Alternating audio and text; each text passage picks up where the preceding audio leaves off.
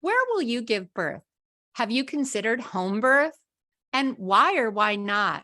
In our documentary, Orgasmic Birth, you not only see people who choose to give birth at home, but Tammy and Bill gave birth outside on a deck too. There are so many things to consider when choosing your place of birth. Hi, I'm Deborah Pascali Bonaro, founder and director of Orgasmic Birth and host of Orgasmic Birth, the podcast. Today's guests are Sarah and Matthew Bivens, and they're going to share their personal home birth story and how they're preparing for their upcoming second home birth. They also have a wealth of information for you to consider if you or someone you know is preparing to give birth. Sarah and Matthew Bivens are the creators of Doing It at Home, a platform for empowered home birth content and community. The Doing It at Home podcast started in 2016 when they were pregnant with their first child and switched from a hospital birth to a home birth halfway through the pregnancy. Both balanced lifestyle coaches prior to becoming parents, Sarah and Matthew have taken their past coaching experience and married it with their passion for home birth to make it Doing It at Home the ultimate space for home birth empowerment. Together since 2012, Matthew and Sarah currently live in Marietta, Georgia, with their daughter Maya and are pregnant with their second child due later this winter, coming soon, winter 2022. So welcome, Sarah and Matthew. I have to just say, I love your podcast, Doing It at Home, and I hope everybody listening here will jump over too, and we'll be giving all the links and information at the end, as well as in the show notes. So I'm really excited to welcome you, and I know today you're excited to tell us not only about your first pregnancy and birth, but about doing it at home for the second time. Welcome. Thank you. This is so exciting. And it was so exciting when you joined the podcasting world too. I was just waiting and waiting. And so when I got that email that you were coming in, I said, yes, awesome. So to have us here now in this space, it just feels, very full circle. And I love every conversation we get to have. So this is just another fun one to add to the mix. Yes. Thank you for having us. Thank you so much. And for those that don't know and are seeing the visual, I love that you have oxytocin behind you. So you can feel, first of all, your glow, Sarah being pregnant, and the two of you so deeply inspiring others and then coming together to share your journey. So I'd love for you to kind of each share a little bit of your perspective. When I just read that halfway through your first pregnancy, you actually chose to make a switch from your planned place of birth. Do you want to just talk about that and take us through a bit of that first birth? Sure. So a synopsis of the switch, I think, comes down to a couple of things. It was multifactored, and it started with just being open to looking at birth differently than how we had been raised or taught, or what previous context and paradigm we had around birth. And it was like these little cracks that then opened up greater windows of opportunity and understanding to what possibilities lie in an experience like birth. And so we began to question and wonder and have conversations. And the tipping point for me was watching a DVD series called Happy Healthy Child. And in it just featured so many beautiful people, such as yourself, commenting on what birth could look like, sound like, feel like. And I was just blown away. I was transformed. That was a huge paradigm shift for me. And I just thought, okay, I don't know if we're where I'm going to give birth, but I know I want something like that. I want to create this kind of experience. And that took us down a path of talking to people, talking to really smart, great people that, we knew through our community, and degrees of separation. And that landed with us meeting with a group of midwives who we really enjoyed and appreciated. And it just, things started to click and align, and not all at once. We definitely had some back and forth and questions and fears and what ifs, and ultimately landed with, this is just what resonates with us most in terms of the intentional environment that we want to create, the experience we desire to have, and being healthy, low risk, and desiring multiple things that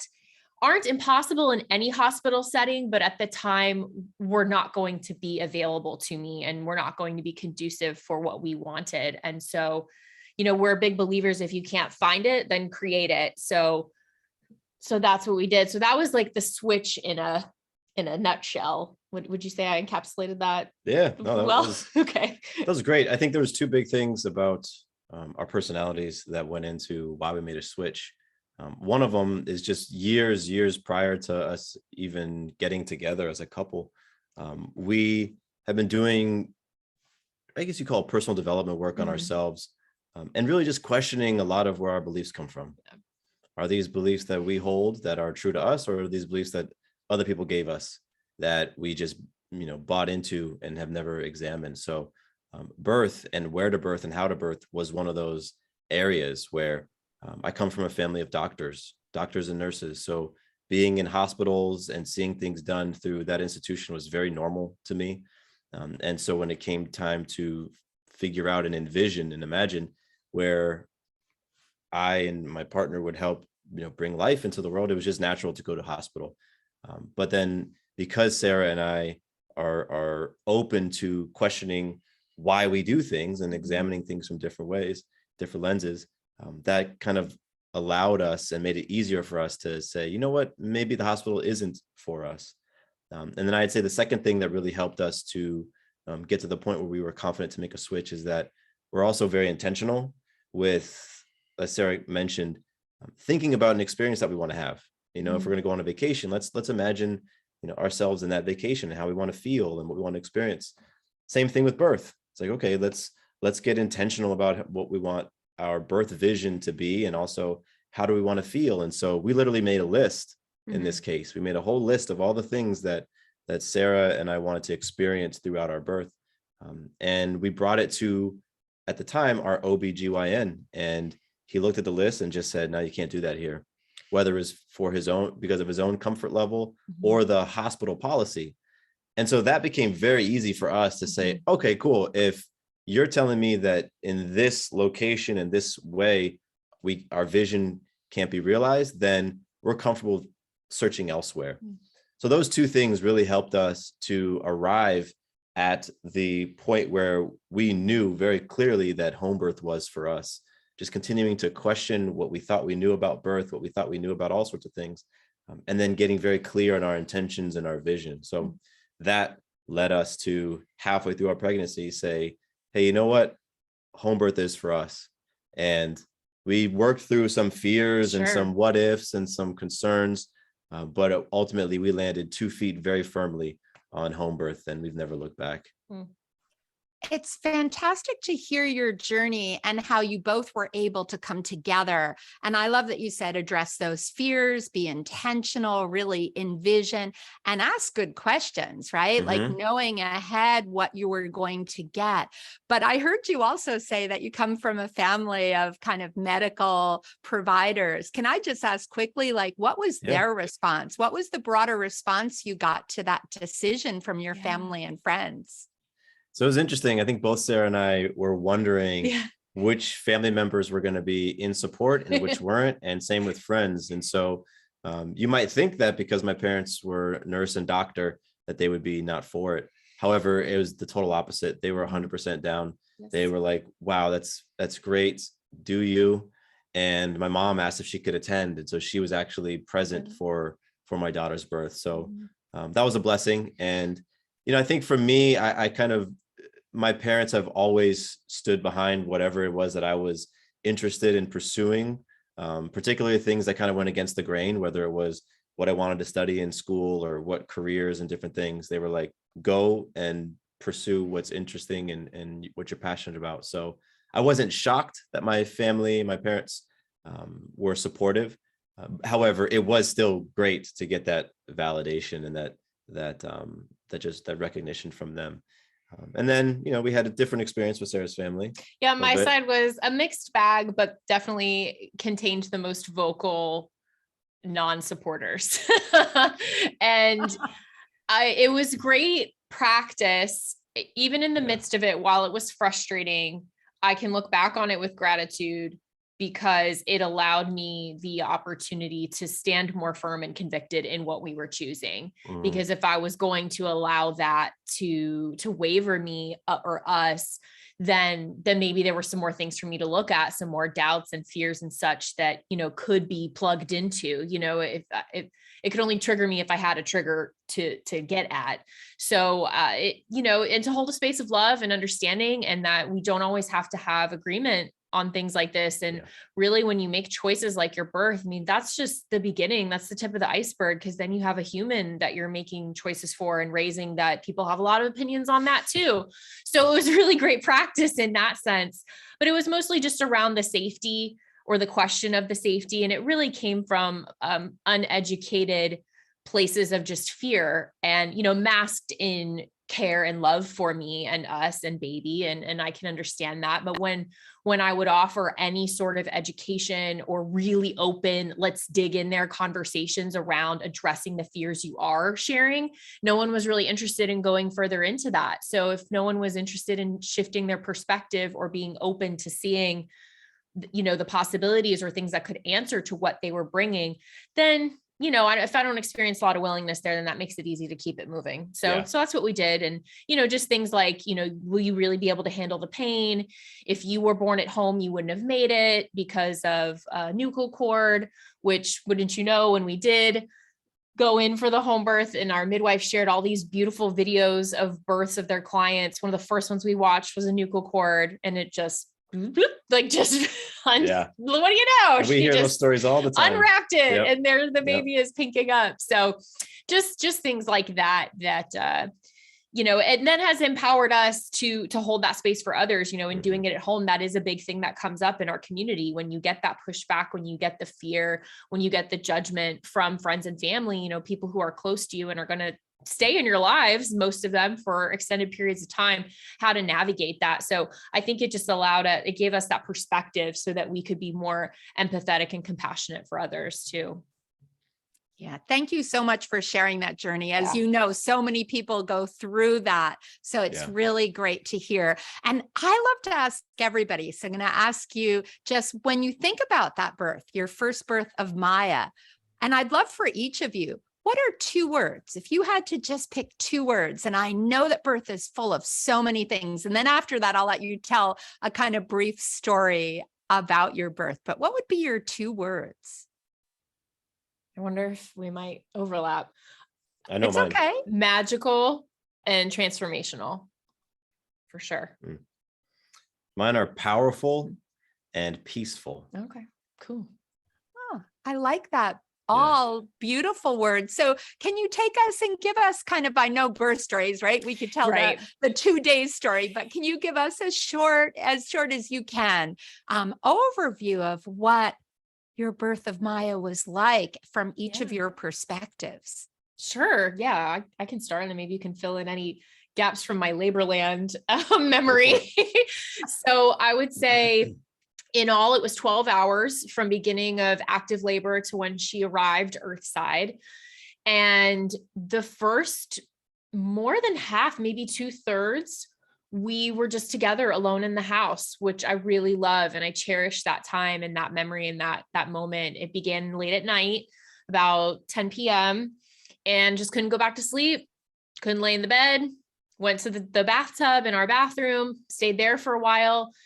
We played soft music, we had soft lighting, and it was just us together, Matthew affirming me, us talking about coming back to a space of gratitude in the experience, even at times when it might have felt hard, or it might have felt challenging, or I might have felt tired, that, we could find the gratitude. And so he was a really great space holder, partner, and coach in that sense. And we had a large team. We had assembled a large team for this birth, and everyone's position and role was very intentionally chosen, and everyone was very clear on how they were serving. So we called our midwife, spoke with her.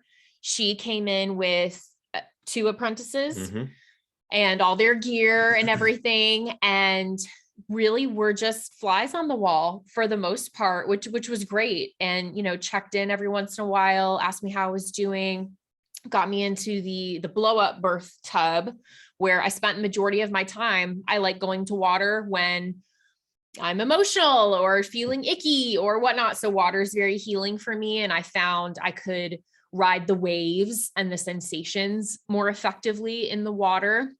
And then over the course of the next few hours, the rest of the team trickled in, and that was comprised of Matthew's mom, as he mentioned, and 1, 2, 3, 4 others, again, to support Matthew, hold space for Matthew. We had 2 dogs at the time, if anything was going on with them, to help clean up, to help get food. Because one thing I had heard about leading up to birth was sometimes birth partner could be completely wiped at the end. Dad was just toast at the end of the birth experience. And that's okay. But, because he was so on deck the whole time, he forgot to eat and go to the bathroom and, drink water and things like that. So I assigned one of the team members to kind of make sure Matthew was fueled up so that he could be there fully for me. And then about 10 a.m., the sun had come up. I now haven't slept, haven't eaten really. That was one of the things about home birth and being unattached to anything. I said, I want to eat and drink freely. And I just was not interested in food.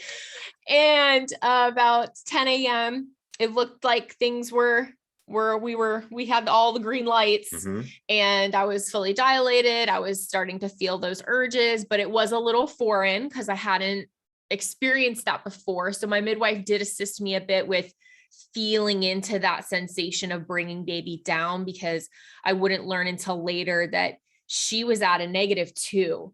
So she hadn't even fully engaged. And yet here we were, bringing her down. Fully dilated. Yeah, but fully dilated, and, feeling like it was time for her to come out. And about 40 minutes I had active pushing. That's what resonated with me. When I got the sensation of what it felt like to assist her in moving down, I thought, oh, I'm ready for this. It's been 10 hours of letting these waves bat me around. I can ground myself now, and I can take a little bit of charge, so to speak, with this experience. I'm ready. I'm ready for this. And just brought her down and out. And she was placed on my chest when she came out. The whole room was just like, you could taste the energy. It was so full of joy and awe and wonder, and brought me to the bed because there was a little bit more blood than they would like to see, but quick shot of Pitocin in the leg. And there she was on my chest, and just really just shell shocked in the most amazing way that, here's this human lying on my chest, and we made her, and she's here. And one of the things I'll always remember as well is we sang happy birthday to her not long after she arrived, and she's lying on my chest. Everyone just very softly, the sun's only been up a little while, and here she is. And yeah, so that's some of how I remember that day.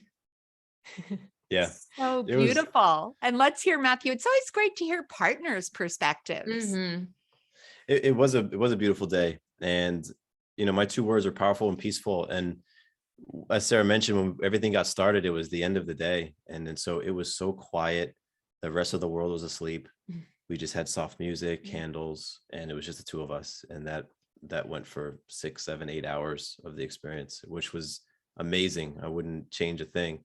And even though in our envisioning of the birth, we thought it would be during the day. So we were planning on going for walks and dancing and eating, but the nighttime was so perfect. Our dogs were asleep, and it was just literally like it was the 3 of us, myself, Sarah, and, the baby who's about to come out.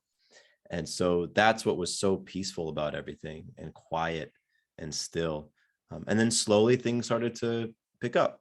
And as things slowly picked up, the team started to arrive, as Sarah mentioned. And then the part of it that was incredibly powerful for me was when Sarah was pushing. She was sitting on a birthing stool, and I was sitting behind her on a yoga ball. And what was comfortable for Sarah was for me to kind of have my arms around her shoulders, and she could brace and push into me. And so just feeling her raw power, every push for 45 minutes as she pushed forward and I was bracing.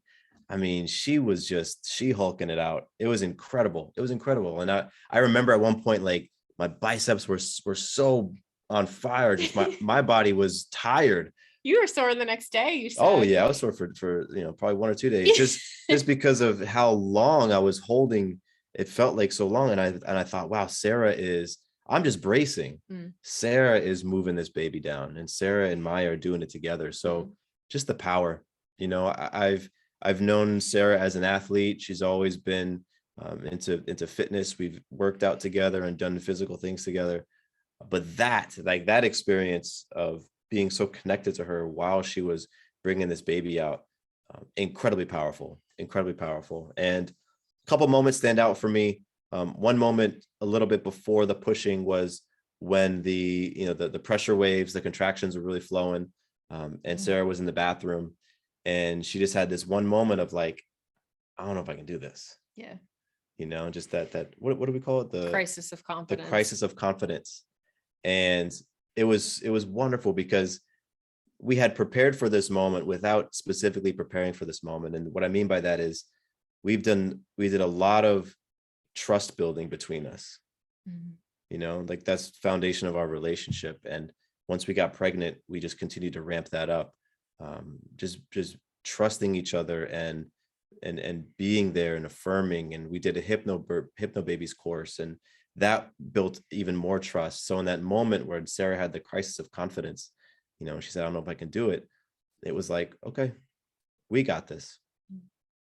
You just let go and we got this. And that was it. It was a quick moment for Sarah. And then she was right back in the pocket. And then, so that was a very powerful moment. And then when baby came out, they had Sarah stand up off the birthing stool and blood just splashed on the ground. And I saw it. And so when that happened, the midwife was in the front because she caught Maya, and the two assistants were near, and they said, okay, everybody back up out the room. And, Sarah was in the bliss of just having given birth. And so my paternal instincts just kicked in, and they moved Sarah over to the bed. And I wanted Sarah to focus on Maya. I didn't want her to focus on what the midwives were tending to. So I kind of positioned myself between Sarah and the midwives. And so it was the three of us.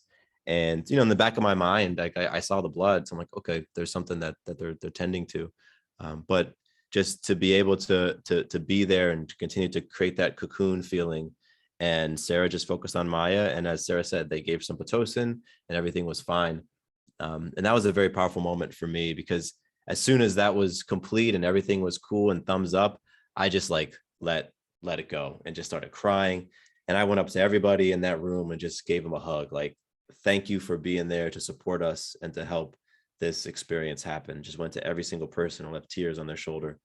So that's where this experience for me was very powerful and very peaceful at the same time. And Maya didn't cry for 3 days. She came out, she made two little yip. Yeah, just and that was it. She didn't cry. She just had her eyes open and looked around. So she was the embodiment of peaceful. And she's not so much like that anymore. She got so much energy now, but it's fantastic because there is still this element to her of being able to get into that peaceful space. So it was a beautiful experience, top to bottom. Thank you both so much. I mean, I'm getting a little teary-eyed because your words are so powerful and magical and peaceful. Like, I love the words that you chose and all that your birth asked of you. And I like that. I've never heard crisis of confidence. That's a beautiful saying, where everyone in labor, right, can be allowed that moment of doubt, but to be able to look into the eyes of those that hold that confidence for you. And it sounds like, Matthew, your piece really was there to guide Sarah in so many ways.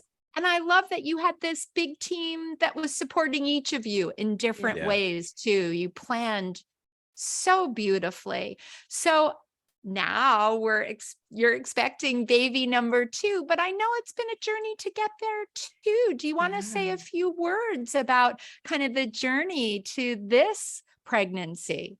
Yes. I mean, so Matthew mentioned trust in our relationship. And then once we felt things were aligned to create another human, to get into that active space about it, we had been talking about it for a while. I mean, of course, once one arrives, you think about what it would look like to have another or more.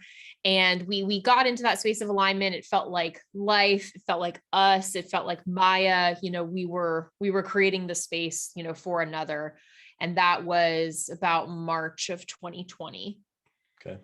So we became clear on that. And I thought we conceived Maya the very first attempt, if you will, once we were clear, I knew the days that were possible. We went for it and we were pregnant the next month. So I kind of had a little bit of that going in. Both of us did. Yeah. Okay. So both of us did.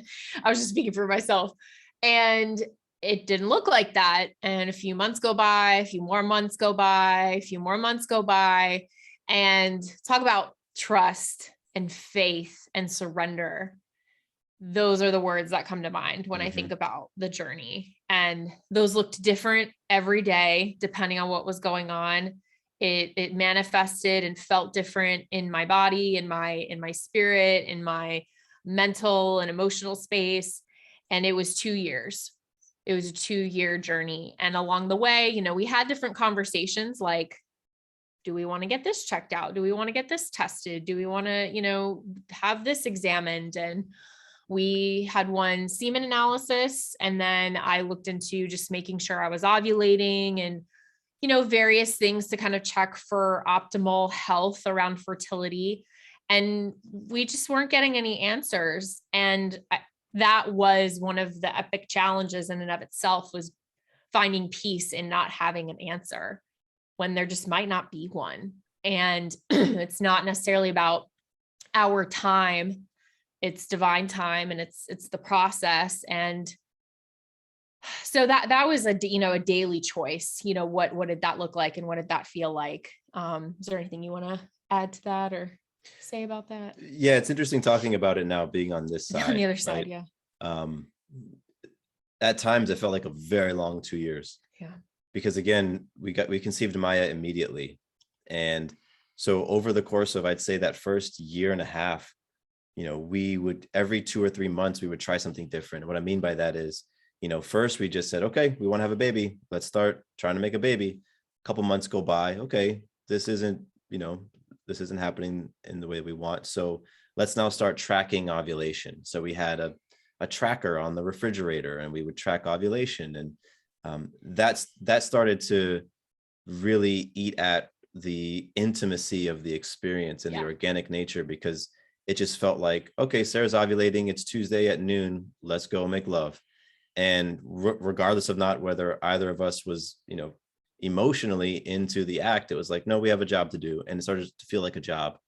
So then a few months of that and a few breakdown conversations and just being real with each other, we shifted to a more less, I don't know, what would you call it? It was like a tracking ovulation by the moon and the tarot. Oh, yeah. It was a more astrological. It was an astrological approach. And so we said, let's try that. Once again, another calendar on the refrigerator. And, we got into the doing of it. Yeah.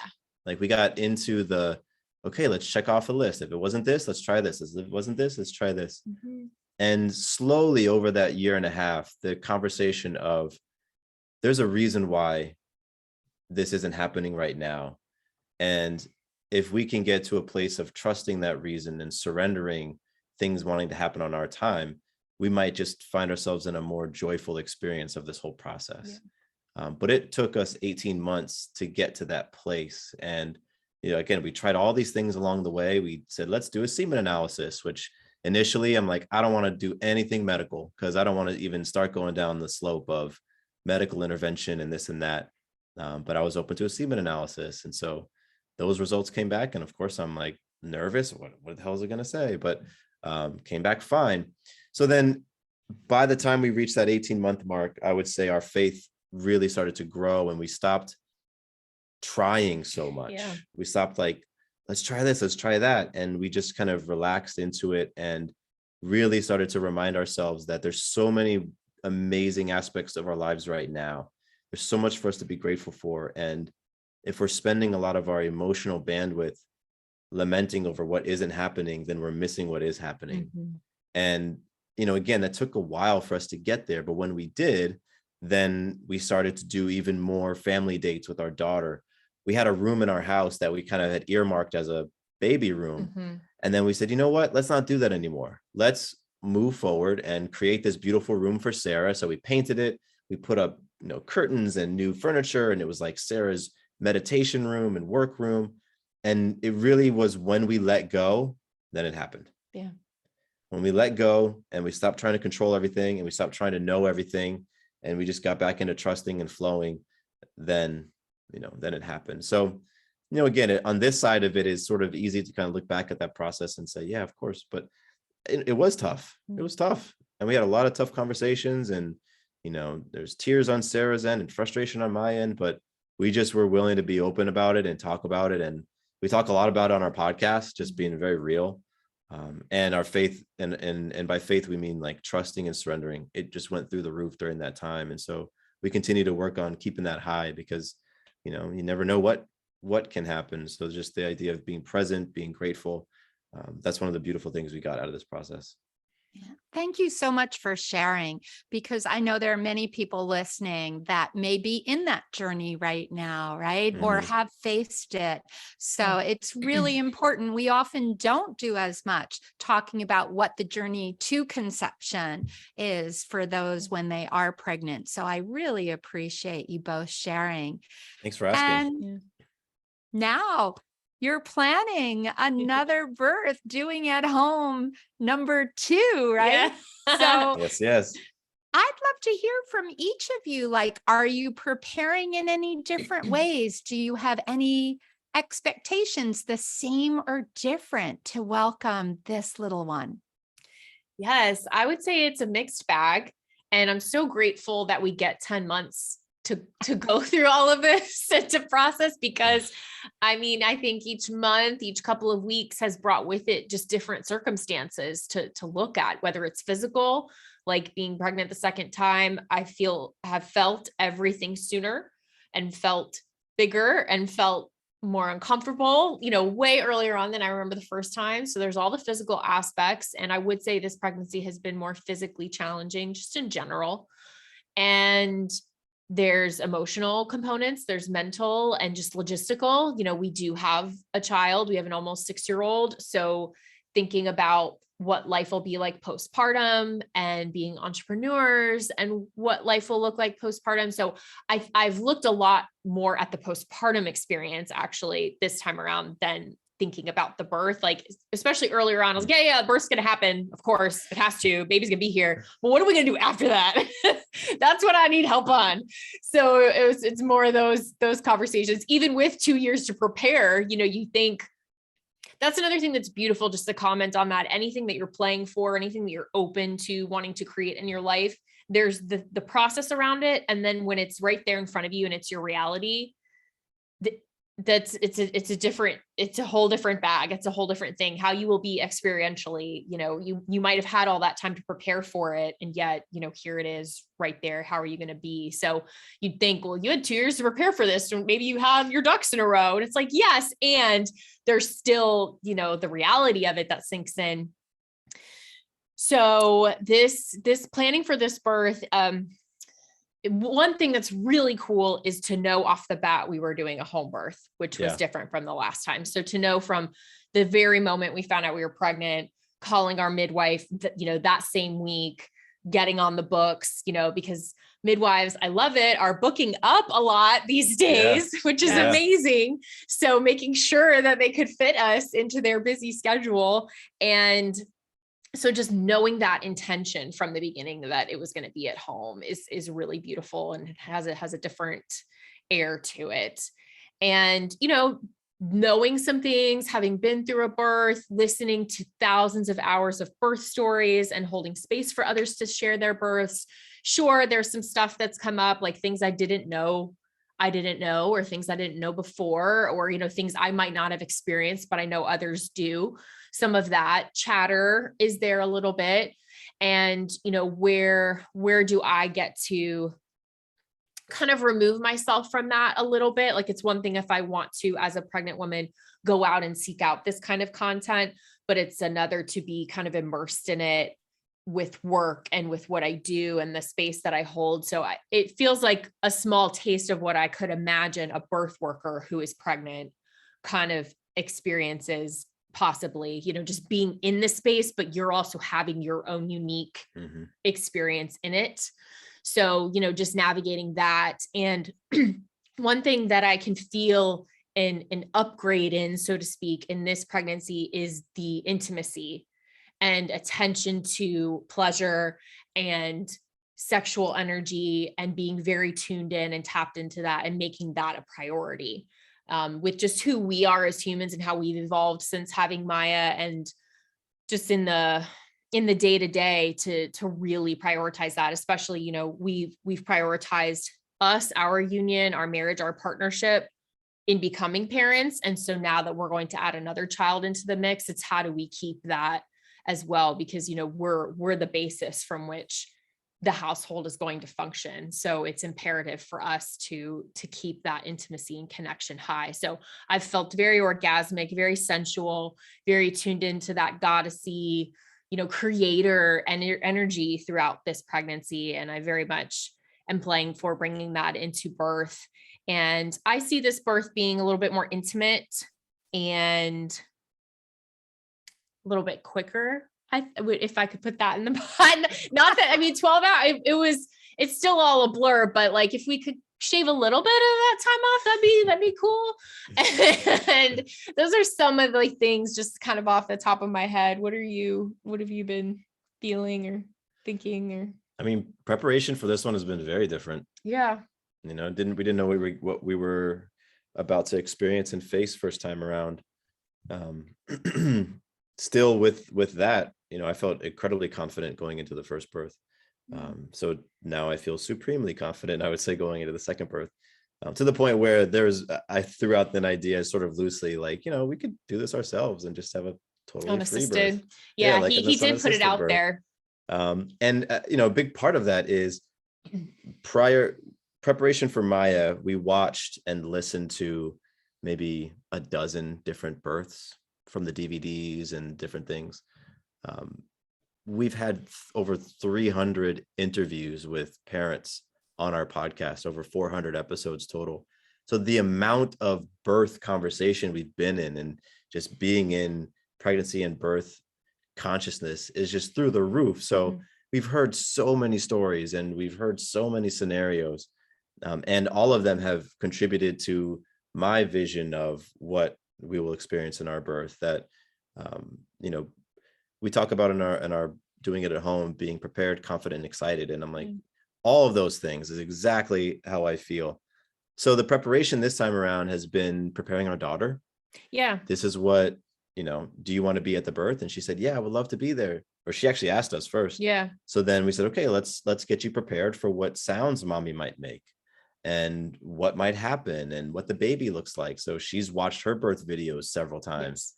We've done little exercises where Sarah has made noises that will be similar. And, initially our daughter was like, nope, this is too loud. I'm out. She's like, I'm going to leave the room then. I said, that's fine. You can leave the room then. So preparing her in that way. And then also, we don't know what it's like to be parents of two. Yeah. I'm not sure what that experience is like. So there is newness in the preparation in that sense.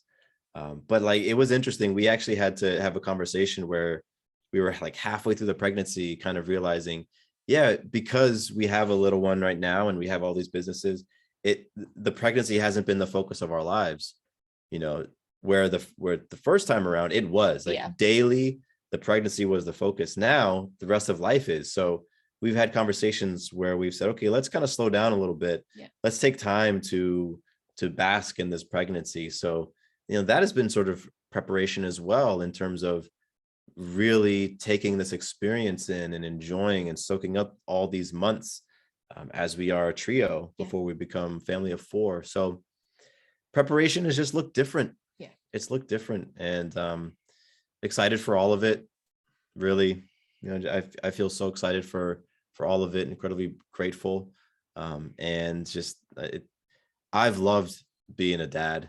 I've loved every stage of my daughter's life. Every stage has gotten more fun, and I'm so excited to do that again.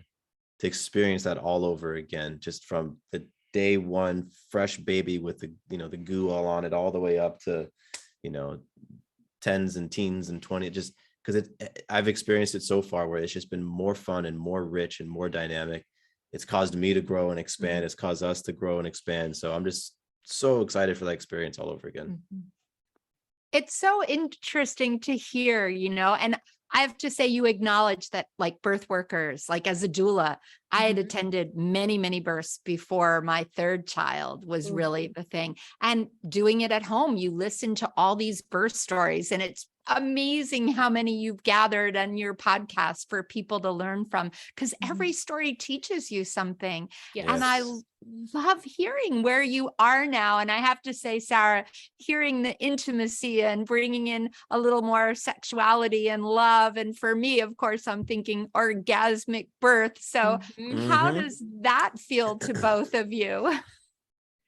Beautiful. I think it feels in alignment. It feels like exactly what we've called in with who we are, what serves us, what we understand, brought baby here, and the intentionality around that and the space held for us to be here. And so I feel like it's an honoring of that to continue it, and to, like any form of currency, that we are responsible, powerful stewards of it. And so I feel like this is an incredible thing that's been bestowed upon us. And so to magnify that and to appreciate its value, I'm going to continue, practicing and in being those things that have brought me here, kind of as a way to show what's possible for others too. Cause I know I was able to be where I'm at by walking in, in the steps of women who have also, taken to the coals and who are expressing themselves and living these bold, audacious, goddessy lives. I've had the privilege to be around other women like that. And so I feel like it's this torch passing, and I feel like birth gives us this amazing opportunity to show other women what's possible and what path they can forge for themselves and walk in their splendor of. Yeah. And, we very much believe that sexual energy is incredibly significant, life force energy, and that it has the ability to heal, has the ability to create, to manifest.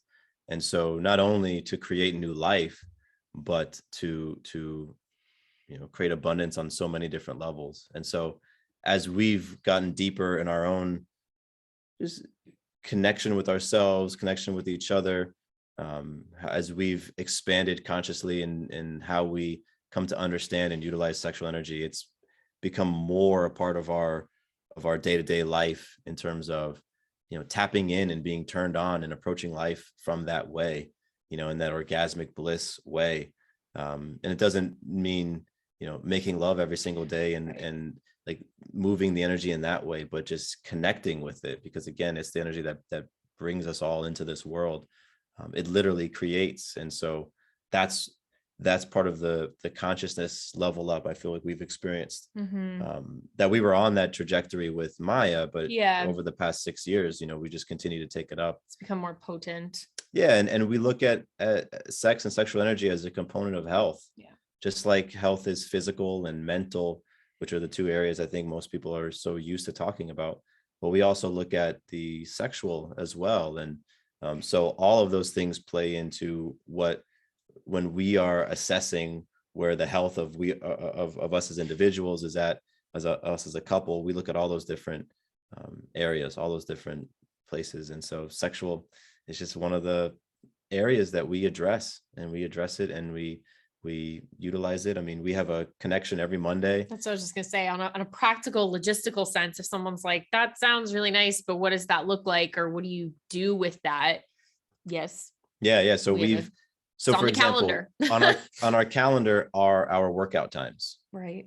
2 times a week, 3 times a week, we have spots on the calendar. So we've added on our calendar times for us to connect and move sexual energy every Monday morning before this call. Right. And it doesn't always look the same. Sometimes it looks like making love. Sometimes it looks like something else, but it's our time where we get very intentional, where we put the emotions and the things that we're feeling, we acknowledge them, but we also understand we're there to move this energy. So we're able to show up, regardless, And that's been a practice for us to be able to build that trust within each other, that yes, I'm going to show up into this space as powerfully and presently as I possibly can, so that we can tap in with ourselves and connect with ourselves, connect with one another, and just move that energy and use it to create and use it to heal and use it to experience that state of orgasmic bliss, whether or not we're actually having a physical orgasm. So it's on our calendar and we honor that time. And that's where it happens all the time. After we're complete with whatever we're doing, we check our email and we've got some new sponsors who just want to reach out and close a deal, or, new sales have come through, or things literally manifest as a result of us putting intentions and using that sexual energy to kind of put, the wind in the sails of those intentions. So that's been a maturing that has happened between us as we relate to sex and sexual energy over the past several years. And we've always loved your approach and the way that you talk about it so freely and openly and beautifully and honestly. And you've been an inspiration for us as well in exuding that energy and how, you bring it to the world and help people to recognize that we make things taboo, Right. that we are all a product of orgasmic energy, literally. And so let's look at it for what it is and remove our own judgments and taboos from it and reconnect with what is such a loving, powerful force. And so thank you for all the work that you do in the space as well. Oh, thank you as well. Your words and sharing so openly your relationship and how I love the Monday morning, check-in and really moving that sexual life force energy and how it manifests. I couldn't agree more, right? Yes. So yes.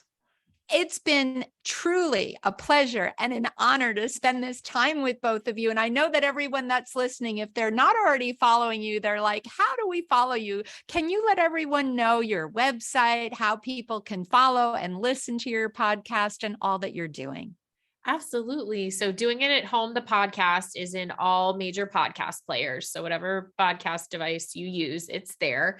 And our website is diahpodcast.com. And from there you can find, our socials. We're on Instagram at Doing It at Home and all the great ways you can connect. We have a book on Amazon and all sorts of great stuff that you can connect with there.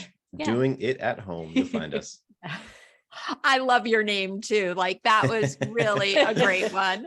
And so I'm sure everybody's thinking, and I am too. One, I want to wish you really a gentle, I hope you get your wish, Sarah, a few hours shorter, but whatever the journey is, I hope it's a joyful, pleasurable, love-filled, intimate birth. And I hope that not in the early postpartum, because I hear you, managing two little ones is going to keep you busy for a while, but maybe sometime in the spring or when you feel ready, I'd love to have you both come and share your second birth story whenever you feel ready with us. Absolutely. Yes. Absolutely. We would be Love so to. honored. Well, thank you so much. Thank you to everyone who's joined us. And I wish you a joyful, pleasurable, orgasmic experience.